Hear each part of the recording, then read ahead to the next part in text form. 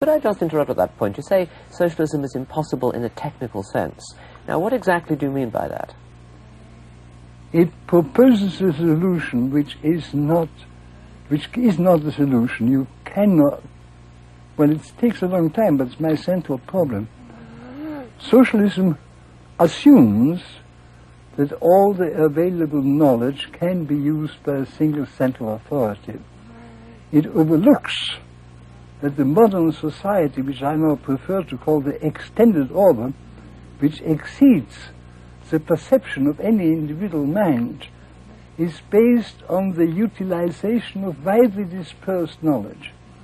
And once you are aware that we can achieve that great utilization of available resources only because we utilize the knowledge of millions of men, it becomes clear that the assumption of socialism that a central authority can command all this knowledge is just not correct. So what you're doing is you're turning on its head the common point one often hears from the left, that because the problems of modern society are so difficult, that they require planning. You're saying because they're so complex, they make planning impossible.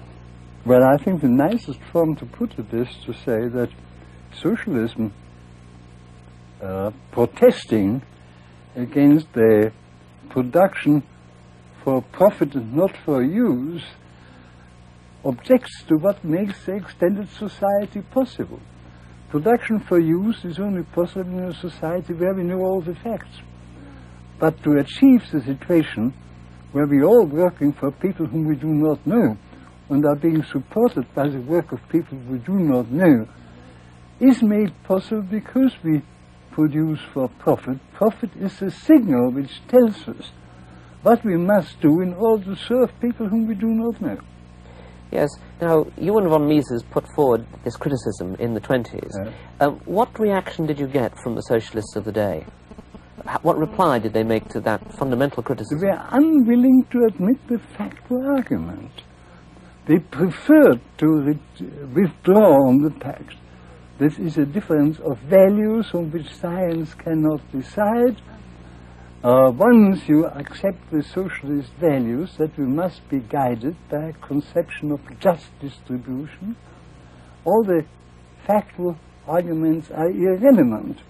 Well, of course, the factual arguments prove that the just distribution is impossible unless the distributor knows all the facts. So my answer is, if the factual assumption of socialism were correct, it would be a moral duty to aim at the just distribution. But you have to recognize you cannot do it. In fact, you can produce enough to maintain the present population of the world only because of a spontaneous process or mechanism which enables you to make use of infinitely more information than any central authority possesses.